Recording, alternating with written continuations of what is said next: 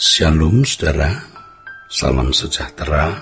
Kebenaran hari ini berjudul Mengembalikan Semua. Mengembalikan semua. Salah satu serangan dari kuasa gelap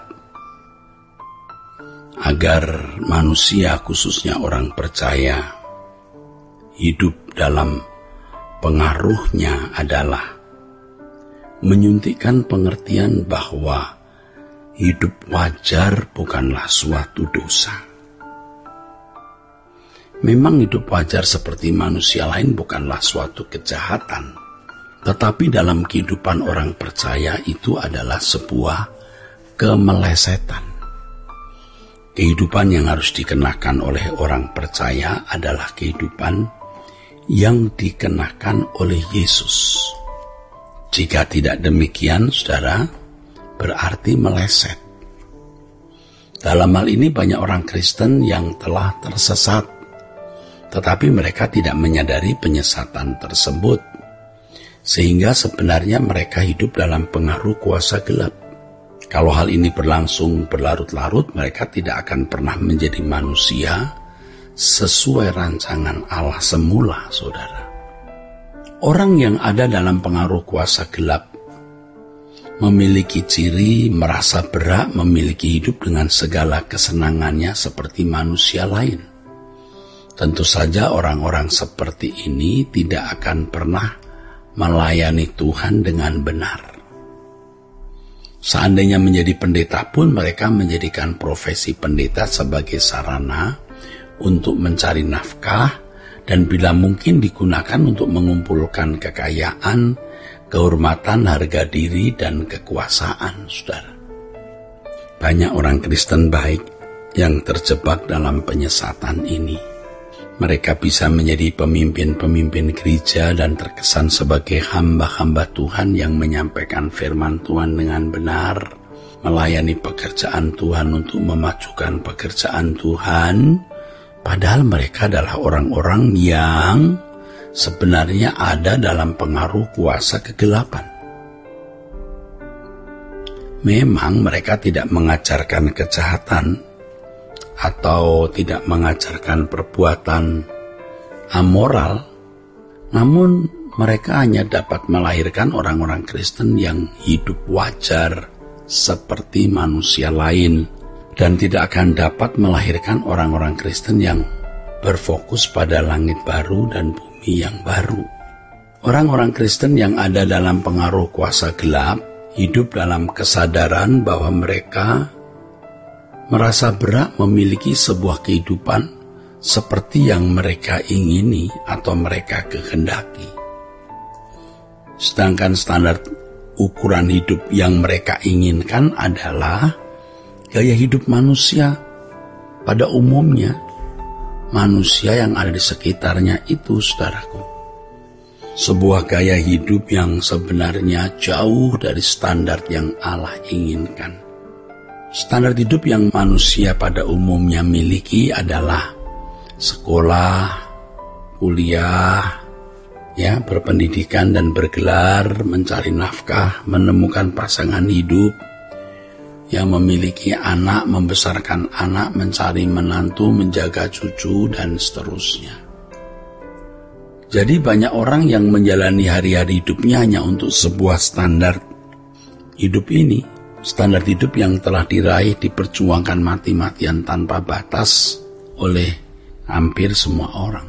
Sebenarnya filosofi hidup seperti ini filosofi hidup yang dikatakan oleh Paulus dalam 1 Korintus 15 ayat 32, saudara.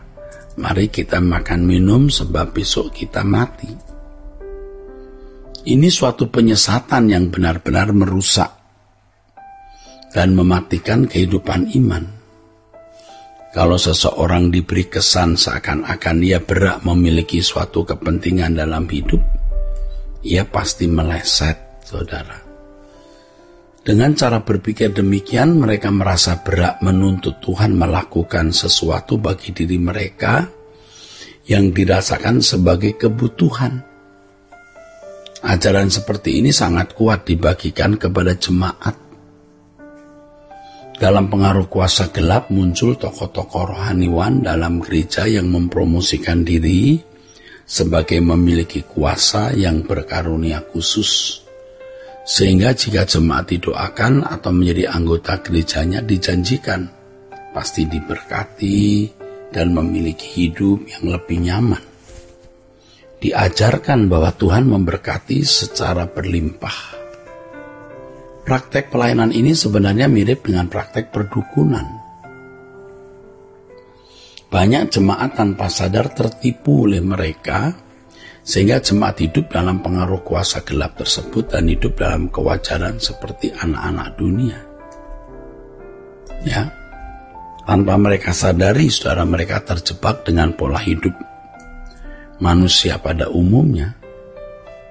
Dan gereja seperti praktek perdukunan, muncul tokoh-tokoh rohaniwan yang mempromosikan diri memiliki kuasa untuk bisa mendoakan jemaat diberkati, ya, yang sakit disembuhkan, yang punya masalah diberi jalan keluar dengan mudahnya. Padahal masalah itu berkat kekal untuk mendewasakan orang percaya. Nah, banyak jemaat tertipu, saudaraku sekalian, tanpa mereka sadari. Tokoh-tokoh yang muncul dewasa ini menyatakan bahwa melalui pelayanan yang mereka lakukan, jemaat menjadi lebih gampang kaya, lebih mudah mengarungi hidup, lebih mudah mengalami kesembuhan, memperoleh kesehatan, lebih diberkati dari keadaan sebelumnya.